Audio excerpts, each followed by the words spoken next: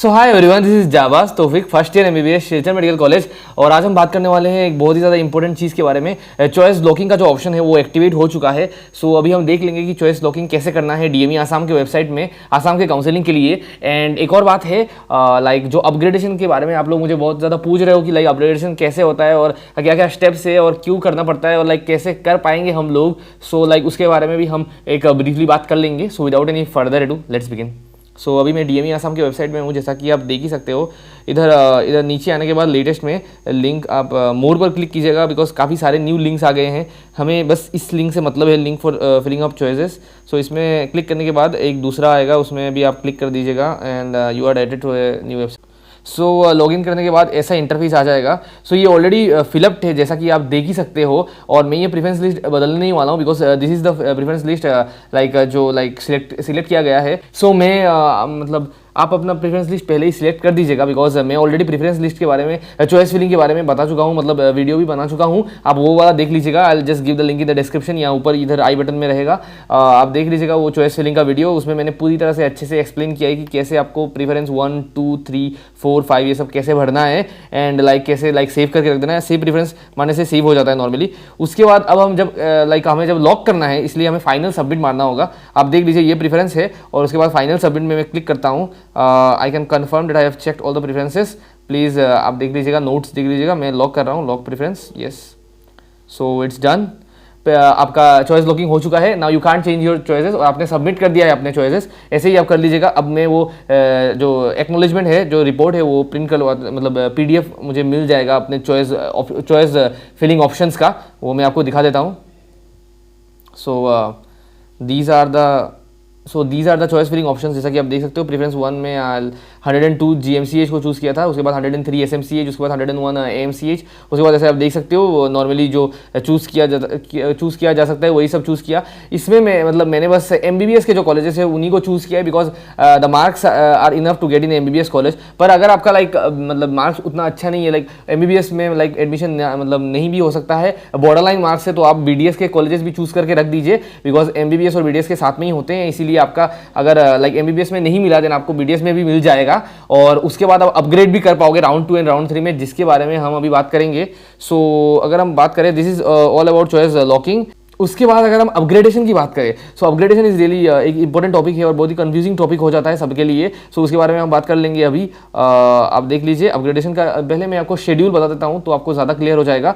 जो हम लोग का काउंसलिंग का शेड्यूल है वो कुछ इस तरह है कि पहले ऑल इंडिया का राउंड 1 होता है, उसके बाद स्टेट, जैसे कि आसाम है, सो आसाम का मतलब जैसे आसाम का राउंड 1 होगा, राउंड 1 ऑफ काउंसलिंग। उसके बाद ऑल इंडिया का राउंड 2, उसके बाद आसाम का राउंड 2, उसके बाद ऑल इंडिया का राउंड 3, उसके बाद आसाम का राउंड 3। ये ऑलरेडी मैं आपको शेड्यूल में दिखा ही चुका हूँ कि यही ऐसा ही मतलब क्रोनोलॉजी है इस चीज़ का। सो आप देख लीजिएगा।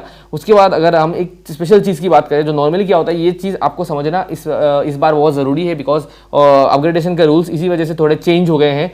पहले क्या होता था, राउंड 1, राउंड 2 और उसके बाद मॉपअप राउंड होता था, यानी उसके बाद स्ट्रे वैकेंसी राउंड। पर अभी क्या हुआ है, ये मॉपअप राउंड जो है उसे हटा दिया गया है और मॉपअप राउंड की जगह पर राउंड 3 को ला दिया गया है। So round 3 will happen instead of mop up round. Mop up round is no more, आप बोल सकते हो राउंड 3 होगा। एंड राउंड 3 में के कुछ स्पेशल फीचर्स है, जैसे कि मैं आपको बताता हूँ। मॉपअप राउंड में क्या होता था कि ओनली दोज लाइक पहली बात यह है कि राउंड 2 से मॉपअप राउंड में कोई अपग्रेडेशन नहीं होगा। सो अपग्रेडेशन आप बस समझ लीजिए राउंड 1 से राउंड 2 में होता है। अगर आपको राउंड 1 में, पहले मैं आपको अपग्रेडेशन समझा देता हूँ। सो पहले अपग्रेडेशन मतलब कैसे होता है। सो पहले आप राउंड 1 में आपने पार्टिसिपेट किया। अभी आप देख सकते हो कि स्टेट का राउंड 1 चल ही रहा है। तो पहले आपने रजिस्ट्रेशन किया, उसके बाद आपने चॉइस फिलिंग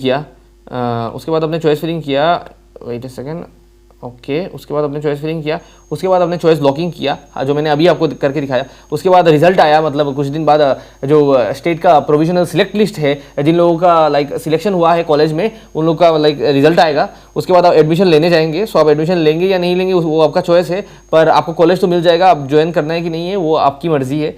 उसके बाद क्या होगा राउंड 2 में, आप मतलब उसके बाद आप राउंड 2 में कैसे पार्टिसिपेट करेंगे मैं बताता हूँ। जब सपोज आपने कॉलेज ज्वाइन कर लिया, उसके बाद आप अपने डॉक्यूमेंट्स वहाँ देकर आ गए, पर आप राउंड 2 में पार्टिसिपेट कर सकते हो, because you can participate till round 3 even if you have joined a college. So मतलब यही अपग्रेडेशन होता है। राउंड 2 में आपने पार्टिसिपेट किया, जो आपका प्रीवियस कॉलेज था वो तो आपके पास है ही, लेकिन आप चॉइस फिलिंग करेंगे। आपको कोई रजिस्ट्रेशन नहीं करना है, रजिस्ट्रेशन नहीं चाहिए होता है, बिकॉज ऑलरेडी आपने राउंड 1 में रजिस्ट्रेशन करा चुके हो। आपको बस राउंड 2 में जाना है, आपको अपना password, application number, date of birth मानना है, आप लॉगिन हो जाओगे। उसके बाद जब चॉइस फिलिंग का डे आएगा आपको चॉइस फिलिंग करना है। उस चॉइस फिलिंग का आपको मतलब 1 2 3 4 5 6 आप एक प्रेफरेंस लिस्ट बनाएंगे। उस प्रेफरेंस लिस्ट में आपका जो जो कॉलेज में आप ऑलरेडी एडमिट हो चुके हो राउंड 1 में, वो वाला कॉलेज नहीं रहेगा, because you have already been admitted there, so वो वाला कॉलेज ऑप्शंस में रहेगा ही नहीं, आप ये समझ लीजिए। सो वो वाला कॉलेज आप नहीं चूज करेंगे, बाकी कॉलेजेस आप चूज करेंगे अकॉर्डिंगली। मतलब आपको जिस कॉलेज में जाना है, लाइक अगर आपको कोई बेटर कॉलेज मिल जाए उस अपॉर्चुनिटी के हिसाब से, सो उसके बाद आप देख सकते हो चॉइस लॉकिंग होगा, उसके बाद रिजल्ट आएगा, उसके बाद एडमिशन लेना है कि नहीं आपकी मर्जी है। और अगर सपोज आपने मतलब ये किया जाता है ताकि आपको कोई बेटर कॉलेज मिले। सपोज मैं आपको मतलब बताता हूँ, सपोज नॉर्मली क्या होता है, और ये कॉमन मिस्टेक्स भी है। राउंड 1 में आपने चॉइस फिलअप किया था GMCH, AMCH, SMCH, JMCH and TMCH। उसके बाद क्या हुआ कि आपको JMCH मिल गया, मतलब राउंड 1 में आपको JMCH मिल गया। अब आपका मन किया है कि आपने JMCH में एडमिशन भी ले लिया, और आपको JMCH में अगर JMCH से बेटर कॉलेज मिल रहा है, लाइक GMC, AMC या SMC मिल रहा है, आप उसमें चले जाएंगे। सो आपने क्या किया कि आपने एक लिस्ट, मतलब आपने चॉइस फिलिंग, जब चॉइस फिलिंग आया राउंड 2 में जब चॉइस फिलिंग आया, आपने वो किया, उसमें आपने GMC, AMC और SMC को डाल दिया। So this is the right choice, you have chosen the right path. But अगर आपने चॉइस फिलिंग ऐसे किया कि मैंने आपको पहले ही बताया कि ऑलरेडी आपको GMC कॉलेज मिल चुका है और आप ये ज्वाइन भी कर चुके हो, इस वजह से आपके चॉइस फिलिंग के ऑर्डर में, आपके राउंड 2 के चॉइस फिलिंग के ऑर्डर में जोरहाट JMCH नहीं रहने वाला है। सो आप जब चॉइस फिलिंग ऐसे करेंगे कि आपने पहले प्रायोरिटी में GMC को भर दिया, उसके बाद आपने AMC को भर दिया, उसके बाद SMC, उसके बाद JMC, ऑलरेडी JMC तो आपको मिल ही चुका है, सो JMC नहीं रहेगा, मैंने बोला था। उसके बाद TMC, उसके बाद FAMC। सो अगर आप ऐसे भरेंगे तो क्या होगा कि अगर आपका मार्क्स JMC के हिसाब से ठीक है, लेकिन अगर आपको GMC नहीं मिल रहा है, मतलब नहीं मिल रहा है, AMC नहीं मिल रहा है, SMC भी नहीं मिल रहा है, लेकिन आपको TMC मिल रहा है, तो आपको TMC मिल जाएगा इंस्टेड ऑफ SMC, AMC या GMC। अगर आपको GMC चाहिए था लेकिन वो तो नहीं मिला, उल्टा आपको TMC मिल गया। एंड उसके बाद क्या होगा कि आपका जो JMC से मतलब जो अलॉटमेंट था वो कैंसिल हो जाएगा टोटली, और आपको TMC में ही एडमिशन लेना होगा। इधर आपको TMC में एडमिशन लेना है या आपको ये भी छोड़ देना है, ये वाला कॉलेज। सो ये ध्यान से कीजिएगा आप, मतलब आपको समझ आ गया होगा मैं क्या बोलना चाह रहा हूँ। सो जब आप चूज करेंगे आप ऐसे चूज कीजिएगा, बस उन्हीं कॉलेजेस को चूज कीजिएगा जो आपको चाहिए। कोई भी एक्स्ट्रा कॉलेजेस फिलअप मत कीजिएगा अपग्रेडेशन के टाइम पे, राउंड 2 में या राउंड 3 में भी। ये एक कॉमन मिस्टेक्स है।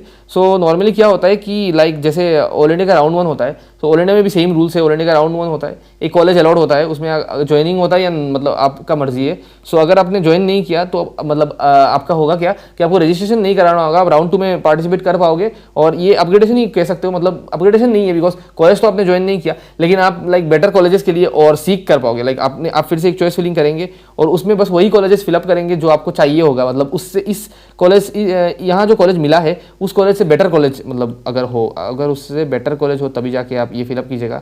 एंड उसके बाद आपका मतलब इसका भी एक सिलेक्शन लिस्ट निकलेगा और अपग्रेड हो जाएगा।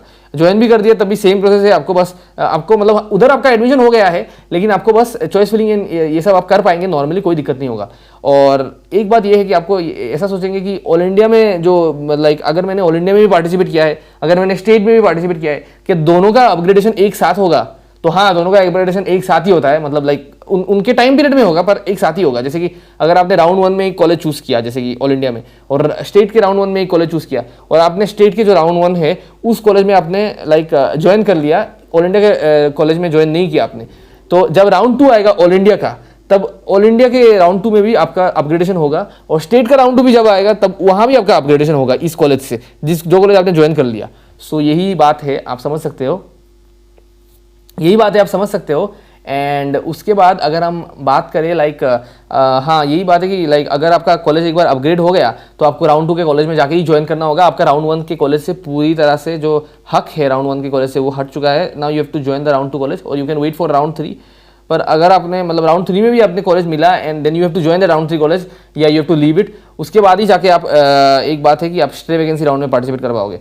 सो स्टे वैकेंसी राउंड का लोचा क्या है कि इसमें क्या होगा कि आप इसमें वही लोग पार्टिसिपेट कर पाएंगे जिन्हें इधर राउंड 1 राउंड 2, मतलब पहली बात जिन्होंने राउंड 1 राउंड 2 या राउंड 3 में पार्टिसिपेट नहीं किया है, जिन्होंने राउंड 1 राउंड 2 या राउंड 3 किसी में भी पार्टिसिपेट नहीं किया है, या जिन्होंने राउंड 1 में पार्टिसिपेट किया, राउंड 2 में पार्टिसिपेट किया, राउंड 3 में पार्टिसिपेट किया, लेकिन कोई भी कॉलेज नहीं मिला उन लोगों को, no college allotted, no college, जो वो लोग स्टे वैकेंसी राउंड में पार्टिसिपेट कर पाएंगे for a search of a college, आप बोल सकते हो। और कुछ और चीज़ें हैं जैसे कि अगर राउंड 1 में आपने पार्टिसिपेट नहीं किया तब क्या आप राउंड 2 में पार्टिसिपेट कर पाओगे? Yes, you will be able to participate in round 2 if you did not participate in round 1।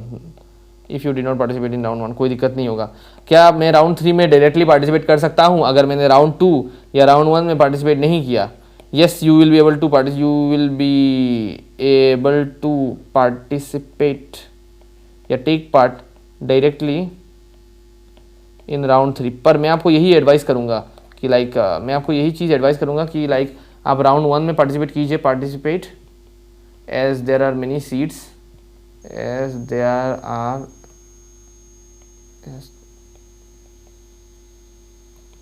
Many seats. जैसे आसाम में सारे 1500 सीट जो है, 1500 में से आप बोल सकते हो 1168 स्टेट कोटा के जो 85%,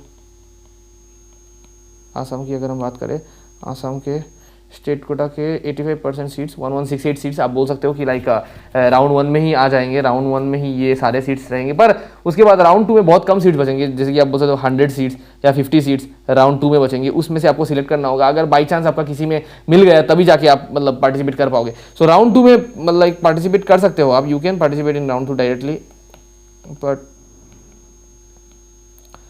you should participate in round 1. You should participate in round 1 to decrease the probability of to increase the probability of getting a seat,